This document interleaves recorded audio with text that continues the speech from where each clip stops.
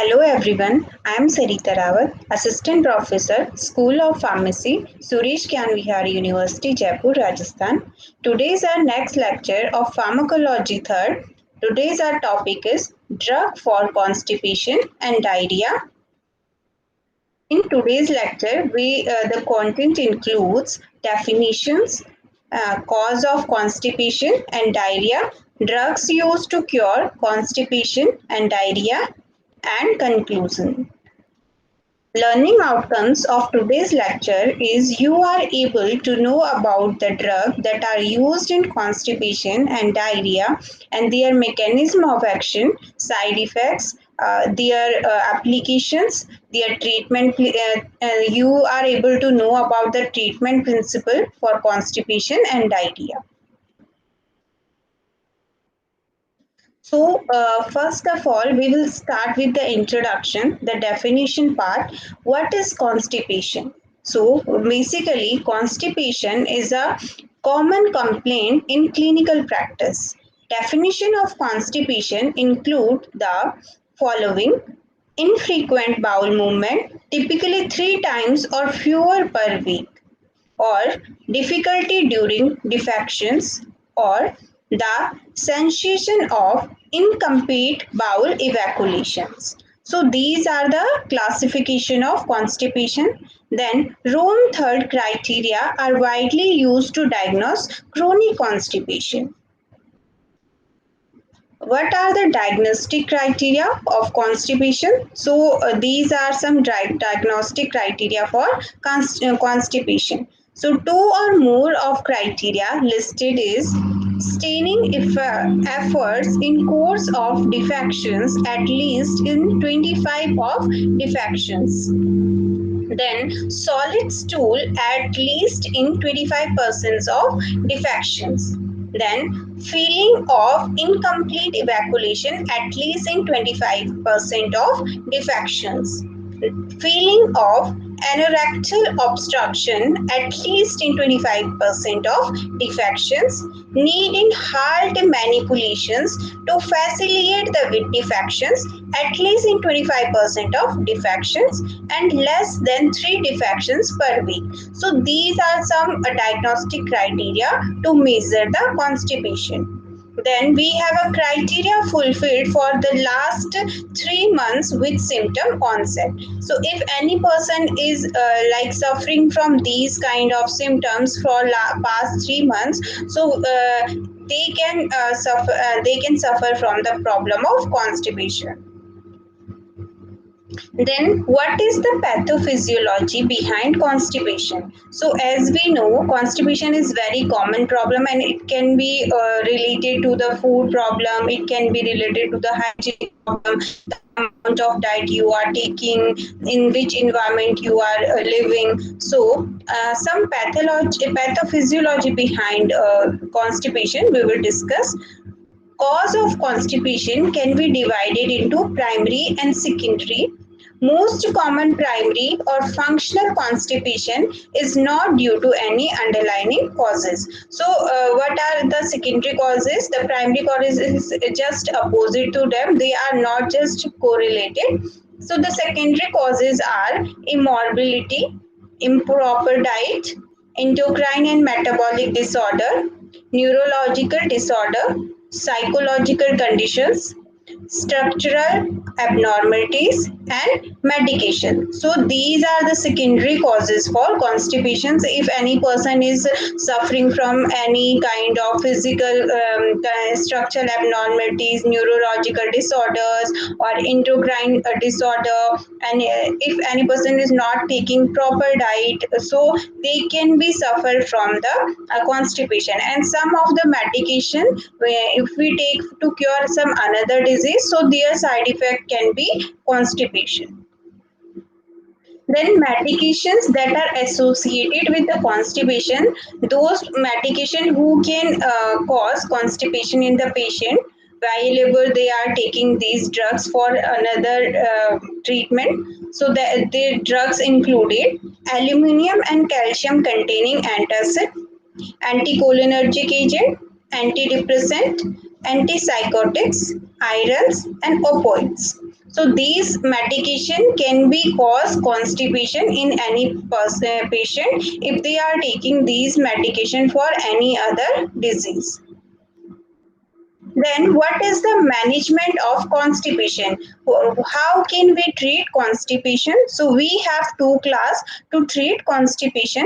First one is laxative. They are milder in action, and we have purgatives. They are stronger in actions. So, while any person is suffering from some common constipation or not that much lethal, so they can take laxative. And if the person is very critical and suffering from constipation, so they can take purgative because their action are more stronger than the laxatives. Then we have classified laxative and purgative into the another categories. So we have bulk forming. Bulk forming is included dietary fibers, that is bran, phylum, asafoetida, methyl cellulose. So these including dietary fiber. So anyone can take it who are suffering from constipation. Then we have stool softener. So stool softener is also used for uh, constipation. It includes liquid paraffin, DOSS, docusades. Then we have stimulant purgatives. Stimulant purgatives in we have categorized them into four category. So we have diphenylmethane. Diphenylmethane includes sodium picosulfate.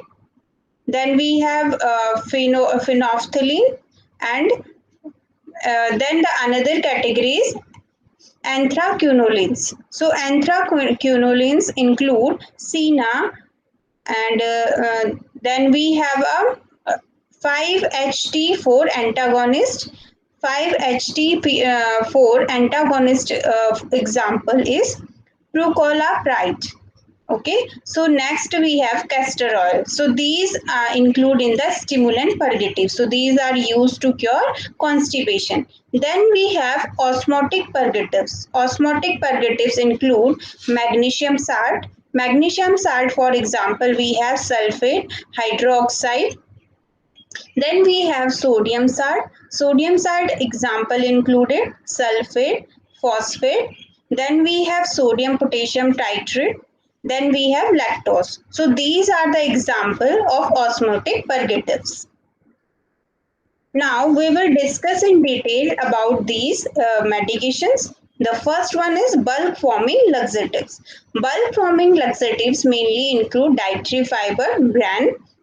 This is the residual product of flour industry, which consists of 40% of dietary fibers, and it consists of unabsorbable cellulose, lignin, pectins, glycoproteins, and other polysaccharides. Their mechanism of action include they absorb the water in the intestine and they swell out there. They increase the water content of feces and soften it with and facilitates chronic transit. So, dietary fiber supports bacterial growth in colon, which contribute to fecal mass. Now we have the first line approach for most patient of simple constipation. We can give the dietary fiber. Then it reduces the rectosigmoid intraluminal pressure, and it relieves symptom of irritable bowel syndrome that we also called IBS, and it including pain, constipation as well as diarrhea. So now there are some drawback also. The drawback of dietary fiber include it is unpalatable. It is in large quantity, so we have to take it in large quantity like 20 to 40 grams per day. And it does not soften feces already present in the colon or rectum, and it should not be used in the patient with gut ulceration and adhesions disease. So this is all about your dietary fibers. Now the next is asafoetida. Asafoetida is also known as psyllium. So it contains natural colloidal mucilage. The mechanism of action of asafoetida include it forms a gelatinous mass by absorbing water, and it is largely fermented in the colon and increase the bacterial mass and soften the feces. Uses of asafoetida includes constipation and diarrhea. It is used in both the condition. The drawback of using asafoetida includes it taken daily. It can cause impactions. The doses include of asafoetida is 3 to 12 gram refined husk freshly mixed with water or milk and taken daily acts in 1 to 3 days. So we have to take it in the 3 to 10 gram. Either we can take it with water or with milk, and we have to take it for 1 to 3 days. Then another category we have stool softener. Stool softener include docusades, that is our DOSS. Then it is an ionic detergent. It softens the stool by decreasing the surface tension of fluid in the bowel, and it emulsifies the chlorine content and increases penetration of water into the feces. The dose include of stool softener, we have to use it 10 to 100 to 400 mg per day. And the uses of stool softener included, we have to use it in it indicated the use when starting or stool must be avoided. And the drawback of using stool softener is it can disrupt the mucosal barrier and enhance absorption of many non-absorbable drugs like liquid paraffin should not be combined with it. Then cramps and abdominal pain may be occur. Bitter liquid preparation may cause nausea. So whenever any person suffering from constipation, if they take stool softener, so the adverse effect may be nausea, and it may be cause abdominal pain, and we do not have to use it with liquid paraffin, and because it disrupt the mucosal layer. So this is all about your stool softener. Next category we have liquid paraffin. Liquid paraffin is a viscous liquid, a mixture of petroleum hydrocarbon. We use it for stool softener and is said to be lubricate by coating them. Then the dosing include of liquid paraffin is 15 to 30 ml per day, oils as such or in emulsified form. So it can come into the oil form and emulsified form. We can take it either in any form. The drawback of liquid paraffin include it is unpleasant to swallow. So it is not easily it is not that much easy to take it by every patient, and it is small amount passes into the intestinal mucosa they may produce foreign body granuloma in the intestinal submucosa. It carries away the fast soluble vitamin which is into the stool, and deficiency may occur in the chronic uses. So they may can soluble some vitamins also with itself, and that we can suffer from the some vitamin deficiency. Then next we have stimulant purgative. Stimulant purgative we have diphenyl methanes. Diphenyl methanes, like we have bisacodyl. So it is activated in intestine by deacetylation, and the site of action is in colon. It irritates the mucosa and produce mild inflammation, and it stimulates the peristalsis movement. Then the doses include of stimulant purgatives is we have bisacodyl in 5 to 15 mg and phenolphthalein in 60 to 130 mg. The drawback of using stimulant purgative include it cause allergic reactions like it can cause skin rashes, fixed drug eruptions. Stevens-Johnson syndrome has been also reported by using stimulant purgatives. Now, phenolphthalein has been found to produce tumors in the mice and genetic damage. The US FDA has ordered its withdrawal from the market. Next, we have anthraquinolines. Anthraquinolines, like we have seen, is obtained from leaves of Caratin cassara species. Then we have cassara and sagrada is the powder break of the buckthorn tree. And these contain anthraquinolane glycosides and they are also called imodins.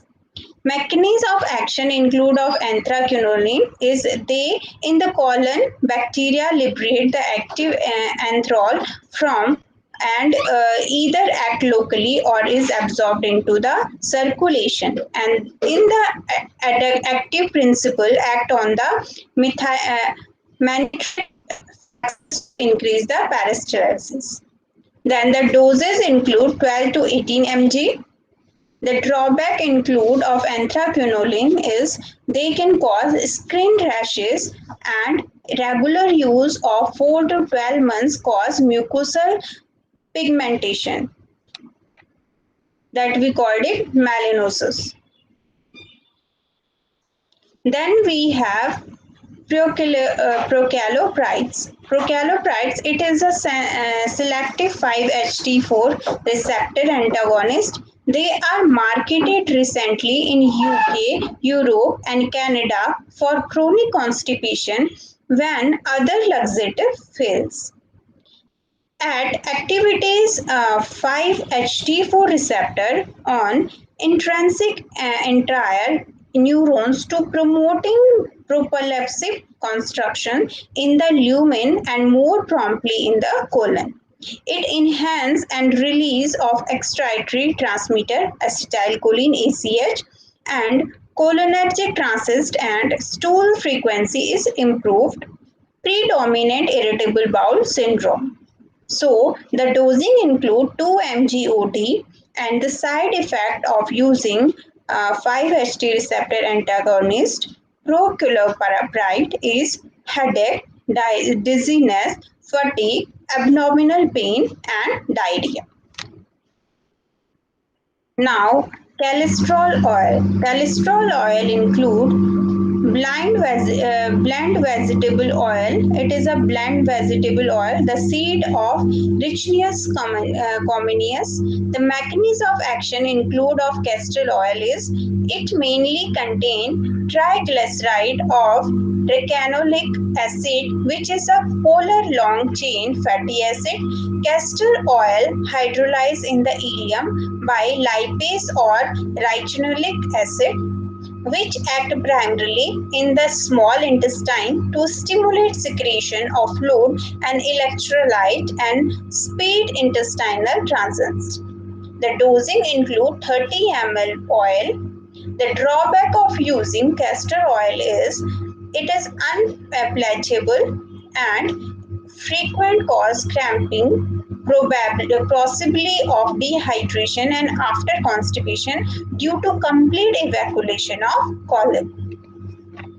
Next, we have cosmetic purgatives.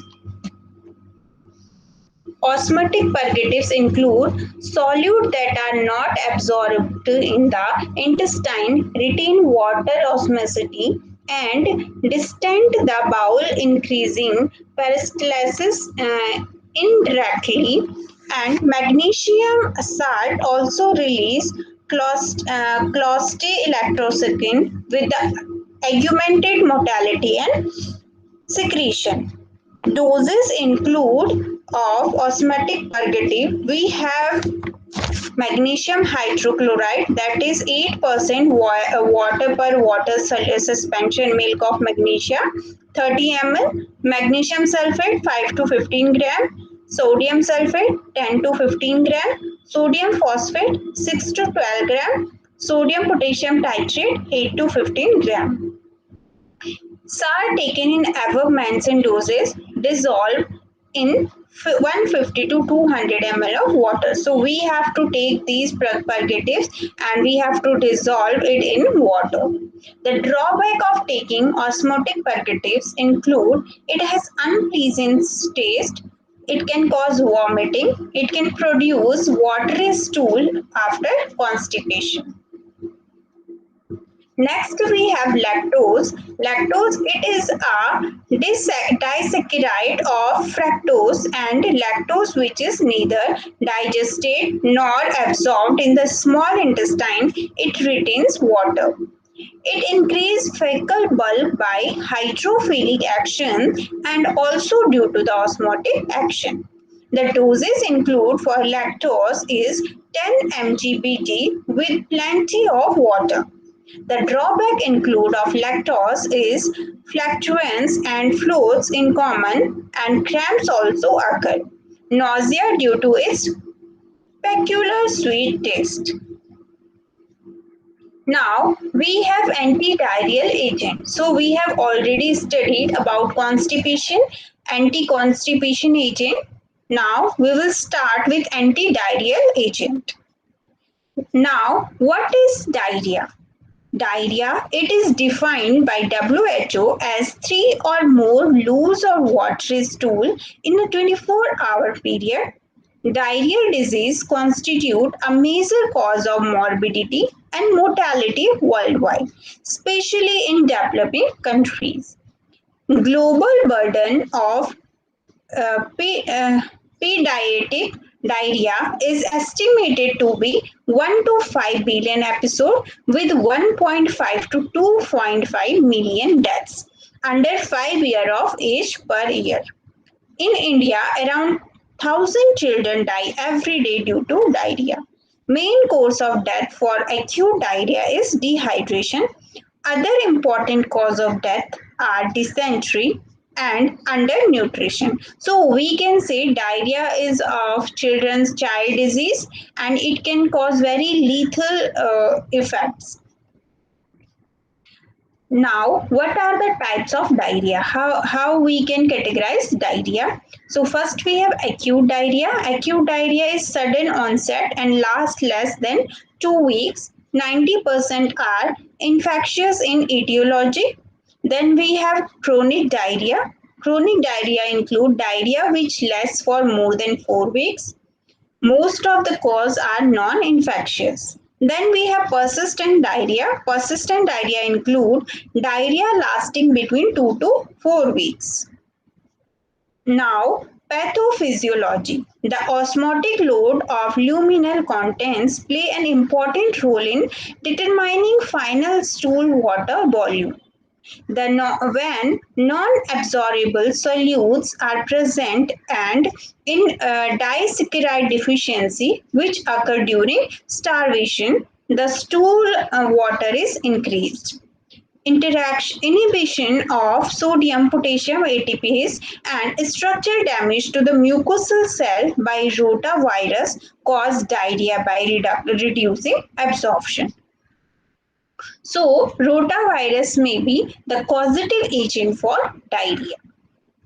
Now, irregular cyclic nucleotides are important regulator of obstructive and secretory process. It stimuli enhance the CAMP or CGMP cause not loss of net loss of salt in water both by inhibiting the NaCl absorption in the various cells and by promoting anion secretion in the crypt cells which are primarily secreted. So as you can see in this picture, the action of cyclic nucleotides on the electrolyte transport of intestinal mucosa cell. So in crypt cell, CAMP plays the dominant role. Now, how can we manage diarrhea? Diarrhea therapeutic measure may be grouped into treatment of fluid depletions, shock and acidosis, then maintenance of nutrition and drug therapy. So treatment of fluid depletion, shock and Acidosis include first we can use rehydration solution done by intravenous, oral intravenous rehydration. It is needed only when fluid loss is severe, that is less than 10% of body weight. And if a patient is losing more than 10 ml per kg per hour and unable to take enough oral fluid due to weakness, stupor, or vomiting.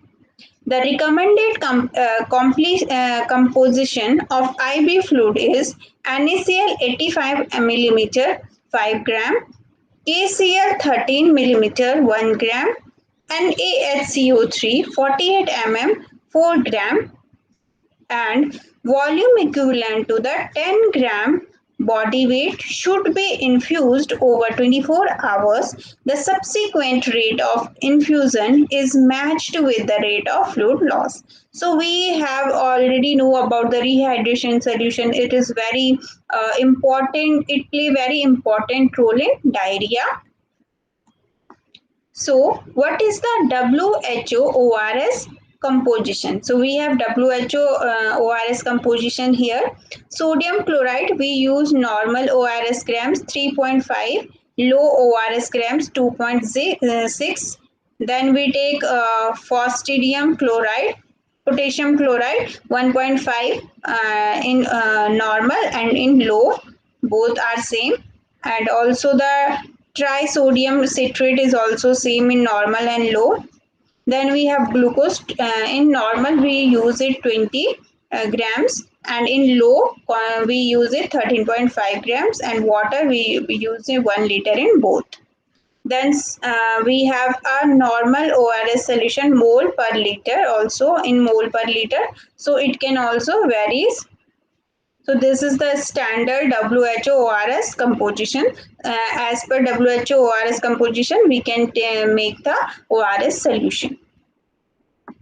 Then administration of ORT. Patients are encouraged to drink ORS at half liter hourly interval.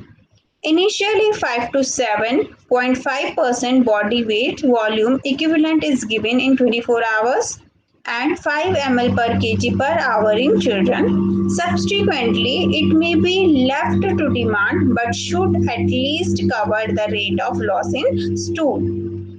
Now, zinc in pre-diabetic diarrhea, who have recommended that all children with acute diarrhea should be given zinc supplementation also along with the ORS and continued for next 10 to 14 days. Zinc supplementation is 10 to 10 mg per day for 0 to 6 months age and 20 mg per day for 6 to 60 months age.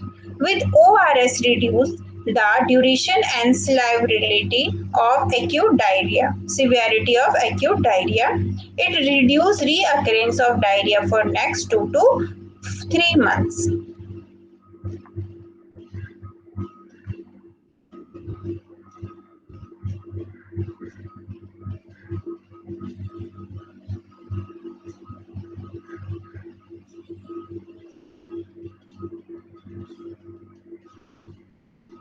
Next, we have maintenance of nutrition.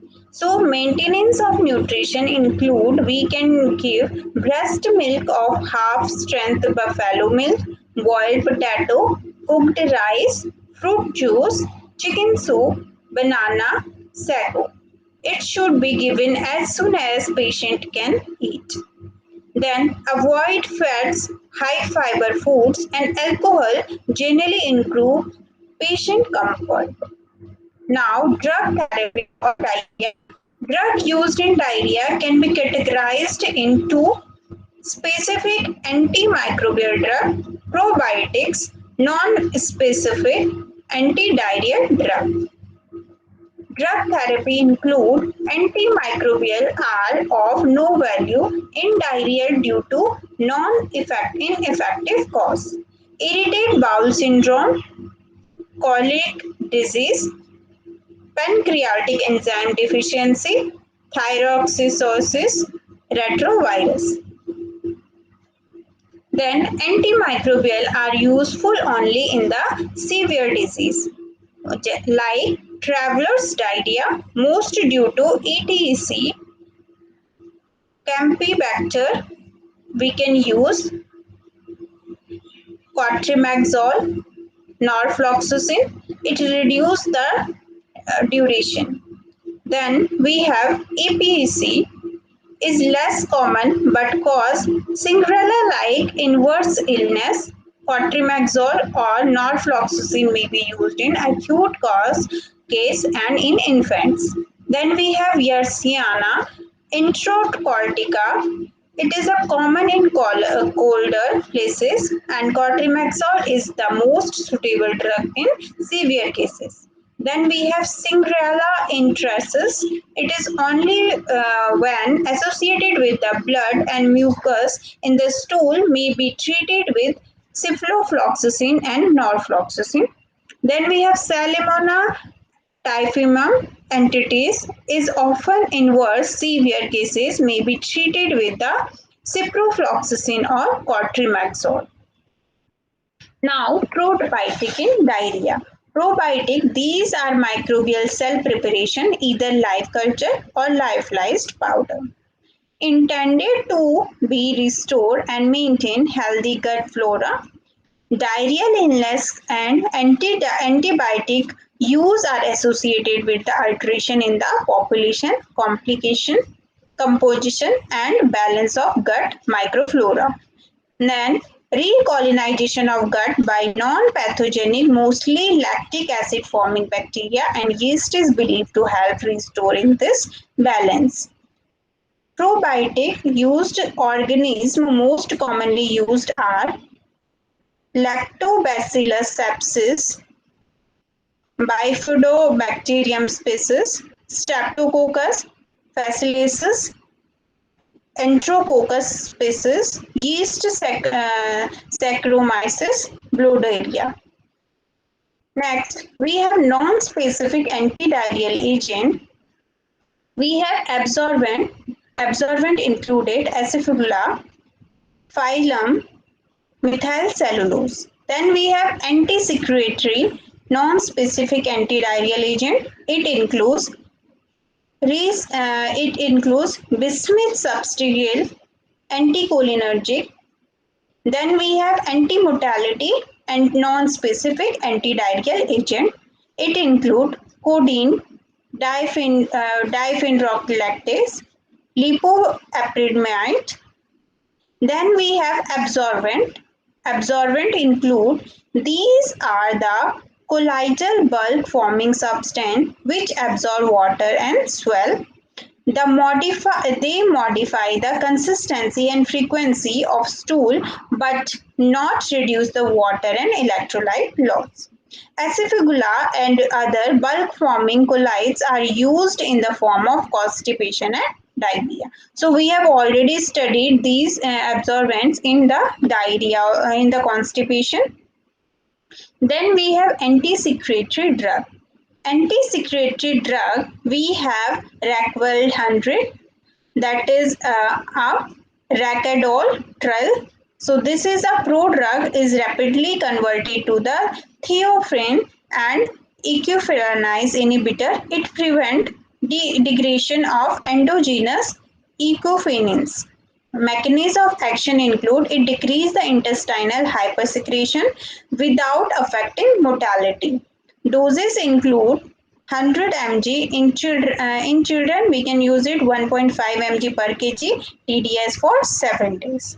Drawback of using Rackwell 100 is nausea, vomiting, drowsiness, and flatulence. Now we have bismuth subsalicylate. Bismuth is thought to have anti-secretory, anti-inflammatory, and antimicrobial effect. Mechanism of action include of bismuth subsalicylate is it stimulate of absorption of fluid and electrolyte by the intestinal wall. It has anti-secretory action. It reduces inflammation, irritation of stomach through inhibition of prostaglandin. It prevent the treatment and traveler's diarrhea. It effective in other episodic diarrhea. Dose taken 60 ml 6 hourly of suspension. Drawback of using bismuth is it can cause dark stool and black staining of the tongue. Then we have octreotide. Octreotide is analog of somatostatin, effective in inhibiting the severe secretory diarrhea, which is associated with hormone secreting tumors of the pancreas and the GI tract. Mechanisms of action include it inhibition of hormone secretion, indicating 5-HT and various other GI peptides. Example, gastrin, vasoactive intestinal polypeptide (VIP), and secretion, etc. The uses include diarrhea associated with carcinoid and VIP secreting tumors, and refractory diarrhea in AIDS. Dose include 50 to 100 mg given SC 2 to 3 days a day. Drawback of using octreotide is short-term therapy leads to nausea, bloating, or pain in the site of injection, and it has long-term therapy can lead to gallstone formation. Then we have anti-mortality drug.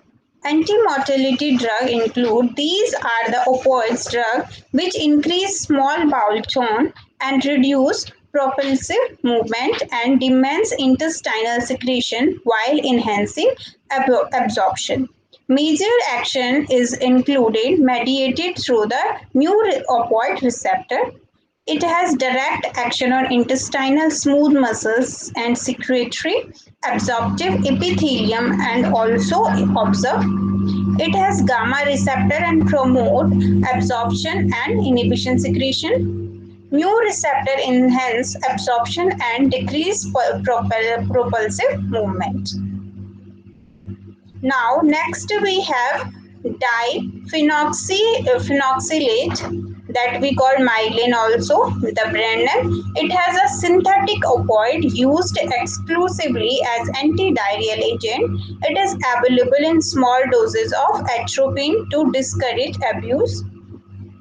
Dose included 25 mg atropine sulfate with 2.5 mg diphenoxylate, 2 tablets initially, then 1 tablet every 3 to 4 hours, not to exceed 8 tablets per day. Drawback of using diphenoxylate is it can cause CNS effect higher dose 40 to 60 mg per day and potential for abuse and or addiction. It can cause respiratory depression and constipation. Then we have loperamide. Loperamide is a opioid analog which measures peripheral opioid and weak anticholinergic property. It has also anti-secretory activity against cholera toxin and some form of Escherichia coli toxin. GI-linked receptor cause constructing the increase in cellular cyclic AMP pathway. It generates in the response of the toxin. Doses include of loperamide is 4 mg followed by 2 mg after each motion, maximum 10 mg in a day, 2 mg BT for chronic diarrhea. Abdominal cramps and rashes are the most common side effect. Paralytic lysis, toxic megacolon, abdominal destruction in young children. It can cause CNS effect are very rare, seen in the loperamide. So this is all about your diarrhea and constipation and their treatment. So we have already discussed many of the drugs that are used to cure constipation and diarrhea. Some drugs are more commonly used in diarrhea and constipation, and the amount of drug and the dosing also depend upon the treatment and the patient condition. And diarrhea mostly cause in the small children, and it can be very lethal and it can cause death in the small children age under 5 years. Now we have concluded some quiz regarding to our previous slides, so you can easily answer these kind of questions. Questions included by bacterial organism responsible for the most episode of infectious diarrhea. Absorption from the intestine occur by which process? This type of diarrhea occur when a stimulating substance either increase secretion or decrease absorption of water and electrolyte. So you have to name which kind of diarrhea. This type of diarrhea is distinguishable from other type because it can cause in this patient result or fasting state. Which drug of measles are not advocated for the prevention of traveler's diarrhea? Non-cause of constipation include: to prevent constipation, patients should be advised to include this amount of fiber in their daily diet, and products such as phylum, methyl cellulose, and polycarbophil are known as the major pathophysiology cause of IBS is believed to be, and drug classes currently under investigation for the treatment of IBS include. So you can answer these questions already when you will go through this lecture. Now, for the reference, we have concluded all these slides from Basic and Clinical Pharmacology, Elsewhere's Integrated Review of Pharmacology, the Pharmacological Basis of Therapeutics, and you can also go for the KDT Triparty for the detailed knowledge. So, this is all about constipation and diarrhea, and we have already covered all the basic things. Like we have started with the definition of constipation, what is constipation, and how many types, how can we diagnose constipation, then what is the pathophysiology behind constipation, what are the medications that are associated with constipation, then what is the management of drug for constipation. So we have already described that laxative and purgative, what is laxative and what is purgative, classification of the drug, bulk forming laxative. So these we can also use in constipation and diarrhea as well. Then we have described dietary fibers, phylum, stool softener, liquid paraffin, stimulant purgatives, anthraquinolins. Then we have go through the resistance. Then we have already seen the castor oil. So I have given the image of the product also. You can easily go whenever you are suffering from any such problems. You can go through the dispensary. Then these are the osmotic purgatives, laxatives, lactulose. Then anti-diarrheal drugs. So what is diarrhea? How many types of diarrhea is there? What is the pathophysiology behind diarrhea? And what are the treatment measures for the diarrhea? How we can manage diarrhea? Then this is the WHO ORS composition for diarrhea. Then administration of ORT, oral rehydration therapy. Then zinc in the pediatric diarrhea. Then the maintenance of nutrition, how a person can take these kind of food and then manage the diarrhea. Then drug therapy for diarrhea, probiotic in diarrhea, then non-specific anti-diarrheal agent we have already discussed.